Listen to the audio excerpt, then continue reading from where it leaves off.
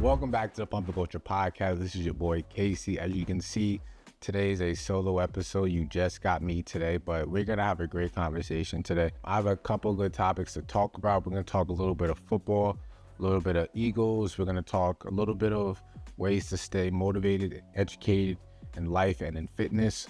So those are some great topics. So stay tuned. We'll have a good conversation today. But today's episode starts off a little bit different, like a two-parter. And the first part starts off with this jersey I'm wearing. So as you can tell, I'm wearing a Kelly Green jersey. If you don't know, it's a number 12. It's a Cunningham jersey. If you know, you know.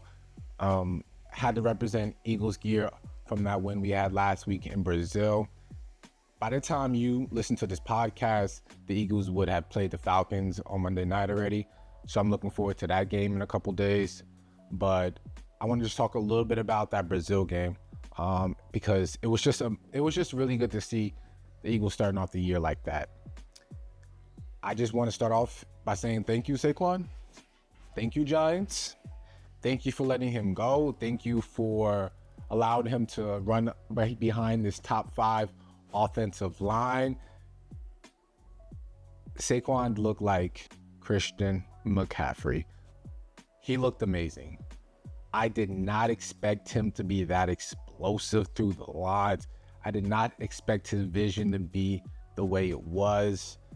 I knew we were going to utilize him on the passing just because we wanted a dual threat running back, someone who can come out the backfield, catch and run. But the way he looked running, I was like, watching this, how are the Giants fans feeling? How are they feeling like from the Giants organization by letting him go? Like, do you don't care? Or do you want him to fail? Or, what? Like, or do you want him to say just succeed because he was a Giant? Like, that's a good question. If anyone's listening and watching, drop a comment. If you are a Giants fan, let me know if you wanted Saquon to succeed or fail in Philly, or you just didn't care. One of the three. So that's like a dope little question. So drop that down in the comments. I had mixed feelings when Saquon came over. You know what I mean? I felt like, should I root for him? Should I not? He is an Eagle. Because I'm not a player person in the NFL. I'm a team. Like, I have no loyalty to players, just to the team of Philly. To be honest, no loyalty to no players. They come and they go, but the team always stays somewhat. And you know what I mean? Somewhat. But I just didn't think he was going to look like this. So either way, I'm just happy that Saquon's in Philly now. Jalen Hurts, though. Jalen Hurts with the turnovers scared me again, because it looked like Jalen Hurts in 2023 who made a lot of mistakes. The Jalen Hurts who, he did good on the blitz. No, be honest. Like, he did really good against the blitz, but those 2 interceptions didn't look good. It didn't look smart. So I was kind of turned off on what to do. You know what I mean? But we're gonna talk more about football. We're gonna talk about some of my predictions in a second. Kind of went a little too deep into that, but it is what it is. I wanted to start off the second part with, I want to give you guys a quote. I want to give you guys a motivational quote, something that can start your day, maybe give you a little bit of a lift, maybe get you to take that extra step to doing something or starting a project, something like that, or getting that extra rep in the gym. Who knows? You know what I mean? So I'm going to read this quote off for you. And the reason why I picked this quote, you will know at the end. So stay tuned for that. So the quote reads, "Just believe in yourself, even if you don't pretend that you do, and at some point you will." So when I read that quote, Yes. if you're telling yourself you're going to be successful, keep telling yourself you're going to be successful, because at some point you will be successful in whatever you're trying to do. I relate to that quote because I always wanted to look like a bodybuilder when I was in my 20s. I don't know, it was something about Muscle Beach. It was something about Venice. It was something about Arnold's, like they were so motivating to me, and I wanted to look like them as a kid. I just didn't want to take any of the drugs, you know what I mean? So I just wanted to look like them to the most. So I always had this dream of looking and feeling like a bodybuilder. And after about a good 9 years of being consistent, I feel like I do. I feel great. I think I look great, to me. And I guess that's all that matters, because a lot of us, I wish I was told, we have body dysmorphia. And it's not something to joke around, but because I think we all kind of do have it. Like, we see ourselves in the mirror and we see all these defects, and other people don't see these defects. So it's like, oh, I see it, but you don't see it. So what is really there? And that's kind of what the body dysmorphia is. So I put in a lot of work over the last 9 years just to get to where I'm at. And I had fun doing it the entire way, and I won't stop this. I'm chasing something that really doesn't exist because it keeps me going every day. That's just something that I do. Like, I want to be huge, but I know I'm not going to put the work in to be that big. I just want to be Casey big. So, but I like to have that dream and that vision, because it just keeps me wanting to be in the open body, but knowing that I don't want to look like that, but I want to work out like that. So that's how I relate to that quote. I know that's kind of a long explanation about the quote, but I think it deservingly needed it. So now let's talk a little more football. So we're gonna go right into, if you heard about this. So Tua Tagovailoa. So Tua got a concussion, not just any concussion. His concussion looked pretty bad. If you didn't see it, please go check it out. During that game, he ran into, I want to say, Hamlin's forearm, and got a concussion off of a hit that looked routine in the NFL. Something that a normal person would not get a concussion, or maybe they get a little bit dizzy, but they wouldn't react the way he reacted to that. So, because it was super scary to see, you know what I mean? So when I saw that, I was like, no, because I saw his legs lock out, and obviously after that, his hands started to go into that position that got super scary, and they ruled him out. Watching that live and watching that all break down was like, I was scared for him, bro, because I don't want to see anyone die or get paralyzed playing football, because football is a sport that I love watching, to the point where that's all I will watch on Sunday. Like, you cannot put nothing else on TV. Sunday is my day. So I love football. I've played it since I was 10 years old. So, I was bound to love the sport if I was decent or good at the sport. So I hope he gets better. I hope he stays healthy. I hope he really thinks and talks to his family about what are the next steps in life. If he decides to step back on that field, if he decides to hang up his cleats. If I could give my, opinion on it, even though my opinion doesn't matter to him, I would really consider retiring, just because you don't know what the next hit is going to do to you. I've played football for years, not professionally, obviously, but I played football. I know I've had concussions, but I've never had a concussion react the way he did, or my body did not react the way his body reacted, because it was scary. If I saw that, if my parents saw that, I don't know if they would allow me to play football again, just by seeing something so brutal come from a not that brutal of an act. So that was scary. So, because I can go back to playing in high school, Little League, whatever it is, like, when I did get a concussion, you probably feel lightheaded or dizzy or unsure where you're at for a second. Sometimes you may black out, depending on, how bad it is. It's a scary moment, because it's our brains joshing, like, what am I trying to say? Joshing, or just kind of grooving around in our skull, and then we're taking these hits, and our brain's not supposed to be taking these hits. So, but that's why the NFL gets paid so much money. So it is what it is on that point, though. They deserve every dollar they get. But for Tua needs to really think about what that next hit may do to him, because I know he has a family. I know he wants to be here for his family. What if that next hit is his last hit? What if that next hit makes him unaware of where he's at? You know what I mean? What if, because we hear these horror stories about these older players being unsure, dying earlier in their 50s because of all the head trauma they've been in their life.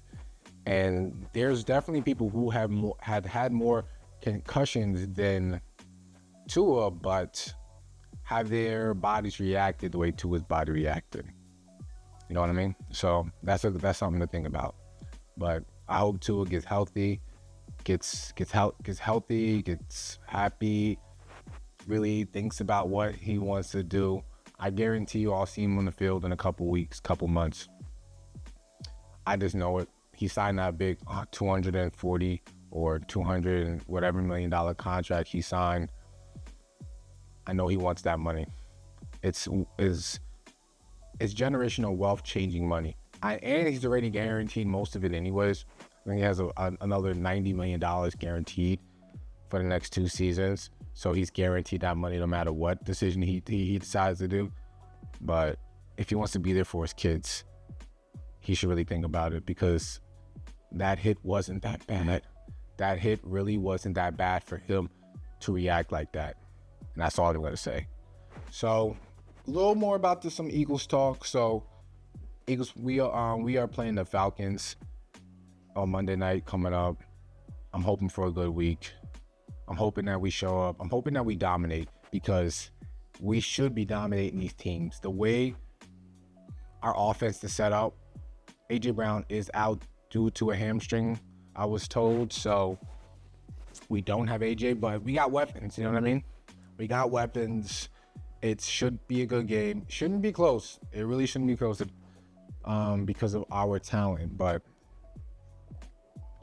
excited to watch it. Excited to watch it on Monday night. Loving these Monday night games. Wish this was Sunday. Hopefully I could have possibly tried to make it to the game. But Sunday night game, Eagles. I'm super ready for the season. Is there any more to say? Probably not. So now we're going to go into the main subject of this episode. And what I wanted to talk about is staying educated within fitness and in life. So when I say that, obviously in life, education is important, no matter if it's traditional school, or just being that entrepreneur and reading books and figuring this stuff out on your own. That's great. When it comes to fitness, which I'm going to go deeper into fitness part, you really need to study. And I really, when I say study, you really need to study. Like, I've been working on consistency for the last probably 9 years. I'm in my 30s. Oh, excuse me. I'm in my 30s. I've watched so many YouTube videos of bodybuilders working out and studying their movements, studying their hand placements, studying their tempos, seeing how many reps they do, blah, blah, blah, blah. I watch a lot of people's raw workouts. So a lot of people will post raw workouts, which meaning you will see the full reps and sets of the workouts, which is sometimes important if you want to see a longer video, but it's fun because you really get to see the person work through it, see their tempos, see if they're drop setting or not, stuff like that. So that's amazing to me. I love those videos, and I grew up watching these videos, studying it, learning proper form. I'm trying to think about what page I would tell you to watch. Everybody should just watch Chris Bumstad's page too, because Chris Bumstad's content is good, and you really can't follow his workout to the T, but do a variation of his workout your way. It's fun, man. It's fun. he's taught me a lot over the years.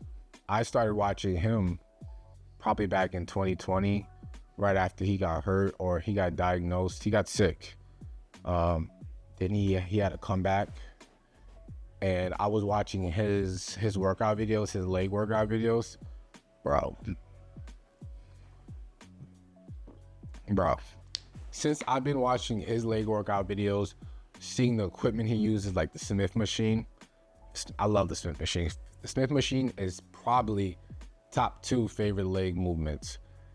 When I saw him doing those workouts, the control he had using the Smith machine, it was amazing. So I started doing that.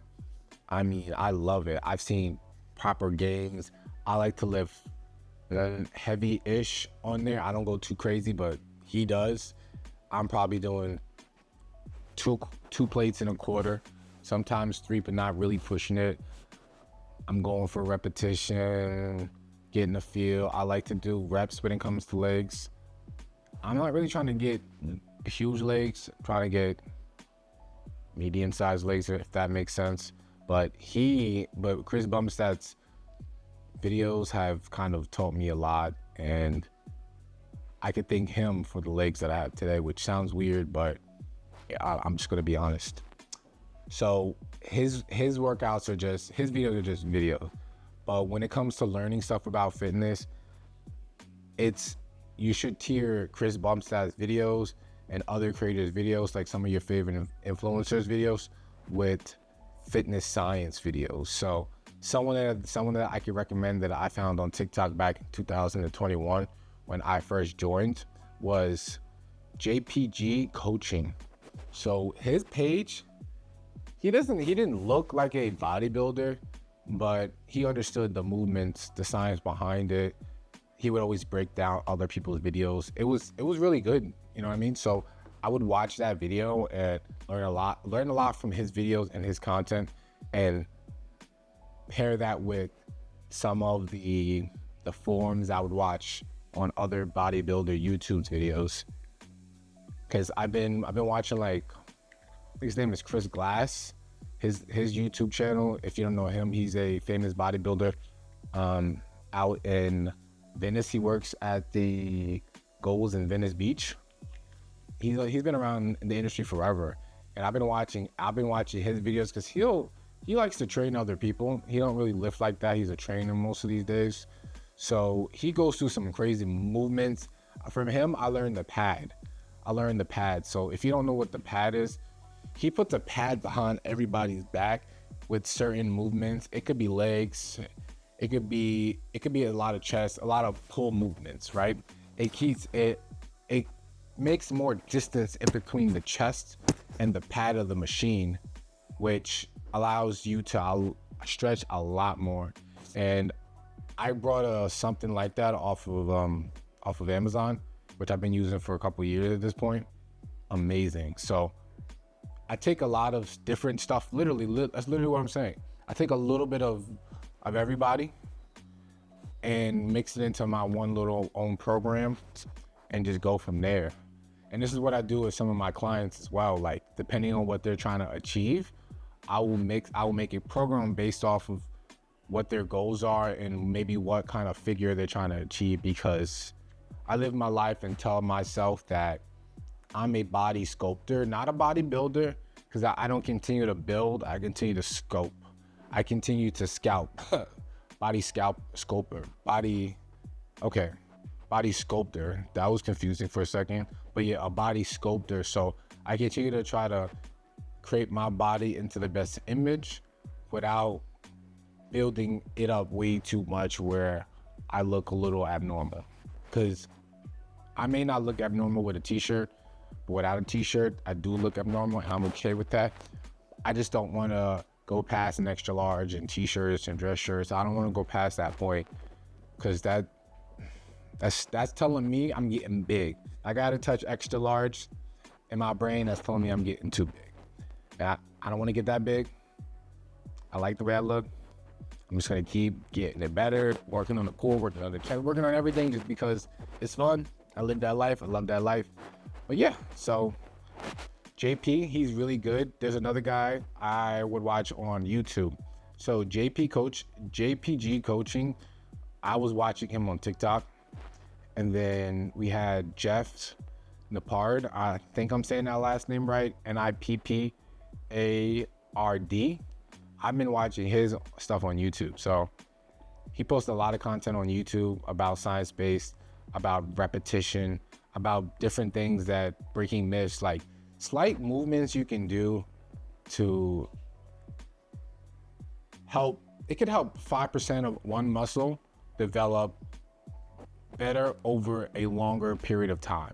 So go check his stuff out. He has some of the best YouTube videos for, tricks and whatever that may be. Like I said, check out Chris Bumstead. He's good. He's the Classic. He wins every year in the Olympia and the Classic. So he's great. So yeah, and I think we can end it like that. There's not much I really want to talk too much about the science of fitness, because I don't want to give you misinformation. I don't have degrees and I didn't study too deep into it.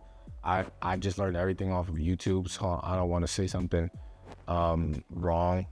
But go on YouTube, keep studying, keep being the best person you can, keep growing, because this is all about growing. If it's just a slight little muscle, let's get it, guys. So that's it, guys. So we're gonna end the video right there.